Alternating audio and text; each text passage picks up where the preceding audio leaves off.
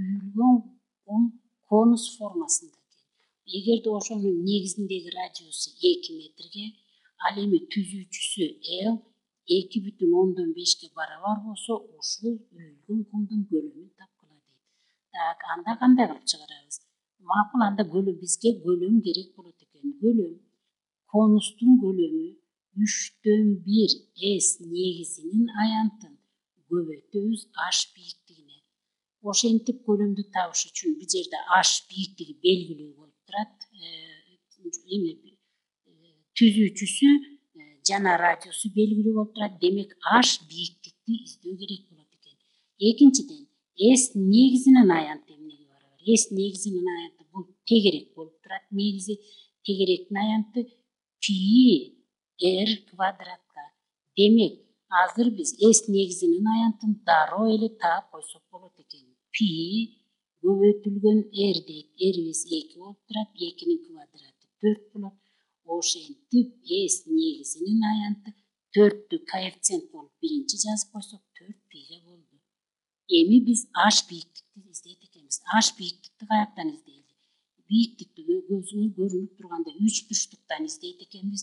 3 бурчтуктун бул жерде H бийиктиги Пифагордун теоремасы боюнча табылат. Анда бул H'ты алып деле таштасак болот экен. Анда себеби тамгалар эмнетилбегенден кийин бүттү болуп тура. Анда H'ты табалы. Пифагордун теоремасы боюнча H'тын квадраты барабар гипотенуза L'дин квадратынан алып таштайбыз экинчи катет R'дин квадратын. Ошентип анда ордуна коелук. H квадрат барабар L дейт. L'дин ордуна 2,5 коебуз квадрат. Себеби R болсо 2 болуп турат минус 2'нин квадраты. Ошентип барабар. L 2,5'тин квадраты бул 6,25'ке барабар. 6,25'ке минус 4'кө барабар. Барабар 6,5'ден алсак 2,25'ке барабар. Биз H'ты таптык. H'тын квадратын. H'тын өзүн табыш үчүн бул тамырдын алдында калып калыш керек. 2,25.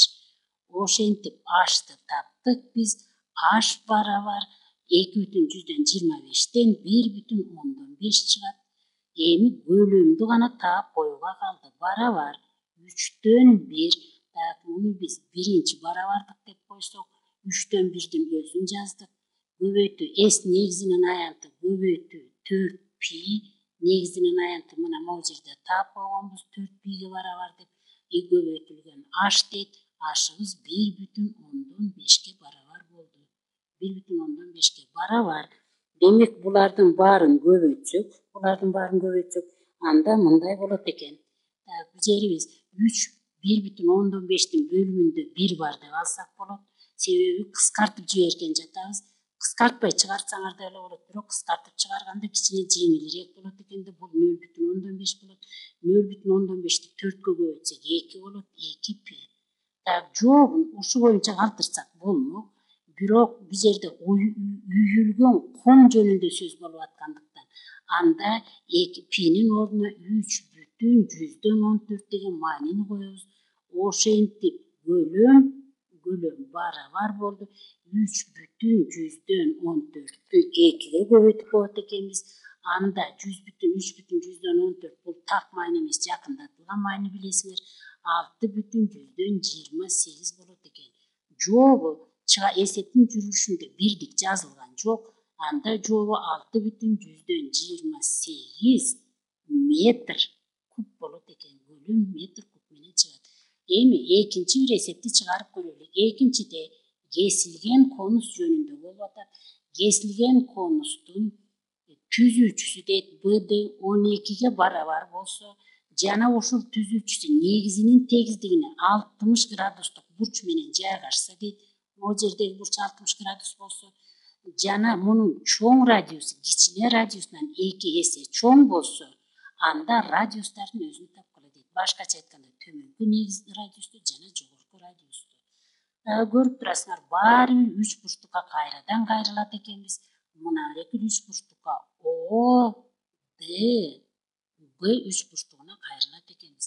Кайрадан эле өзүңөр көрүп турасыңар, Пифагордун теоремасы жардамга келет экен. Биз бул жерден кайра кайталайын, Б, Д белгилүү болуп турган. Анда Б да белгилүү болуп турса, анда биз бийиктик О Д'ни таап алсак болот экен. О Д квадрат барабар гипотенуза Д Б'нын квадратынан алып таштайт экенбиз О Б'нын квадратын. О Б бул төмөнкү мына эки жердеги чоң радиустан кичинекей радиусту алып салганга барабар болду. Эми мындан дагы берилишинде мындай деп атат. Мында белгилегенге оңой болсун үчүн мындай деп жазып алалык. Бул жерде К Б'ны келгиле чоң Р менен жөн эле чыгарганга жазганга ыңгайлуу болушкана максатында. Ал эми кичинекей Эдини кичине Р деп жазып алалык.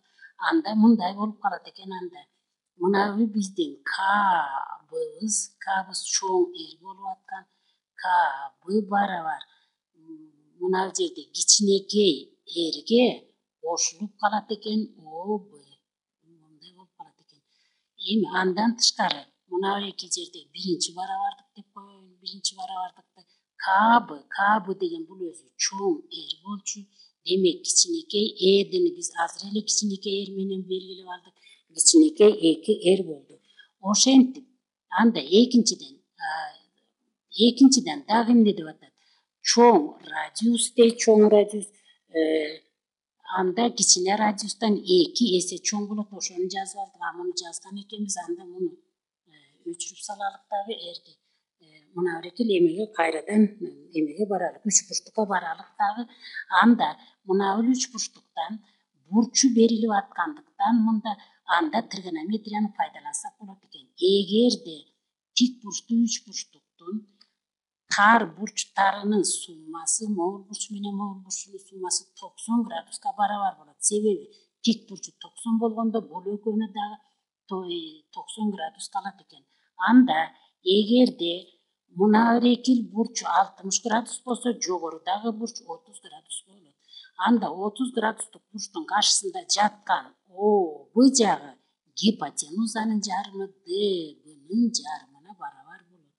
Барабар ДБ берилишинде мынакей 12ге барабар деп турат. Демек 12 бөлүнгөн 2 барабар 6га экен. ОБ табылды, 6га барабар болду. Анда мына эки жердеги барабардыкты мунун биринчи барабардык жок, биринчи барабардыгыбыз бар экен, экинчи барабардык, анда үчүнчү барабардык десек ордуна коелук анда.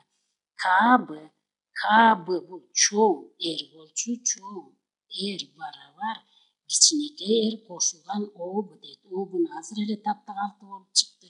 Экинчи барабардыкты койсок, чоң Р барабар кичинекей 2 Р экен. Ушул мына эки оң жактары, сол жактары барабар болуп турат. Анда оң жактары да барабар болот. Р плюс 6 барабар 2Рге болот. 6ны ордуна алып калалы. 2Р минус кичинекей Рди оң жакка алып өтсөк минус Р болуп чыгат дагы. 6 барабар 2Рден 1Рди алып салсак кичинекей Р калат. Ошентип биздин кичинекей радиусубуз табылды. Башкача айтканда кичинекей радиусту биз Эд менен белгилегенбиз. Анда Эд барабар 6га болуп чыкты. Себеби берилишинде Эд деп табылган. Анда чоң Рди табыш анча кымбат эмес болуп калды. Чоң Р барабар 2-ни кичине Рге көбөйтөт экенбиз. Анда бул 12 болот. Чоң Рди биз эмне менен белгиледик эле? Кбны белгилегенбиз. Анда Кб барабар 12ге барабар болду. Суроодо бизде Кб суралган болчу. Ошентип эки радиусту сураган. Анда эки радиус экөөнү тең таптык. Кб жана Эд.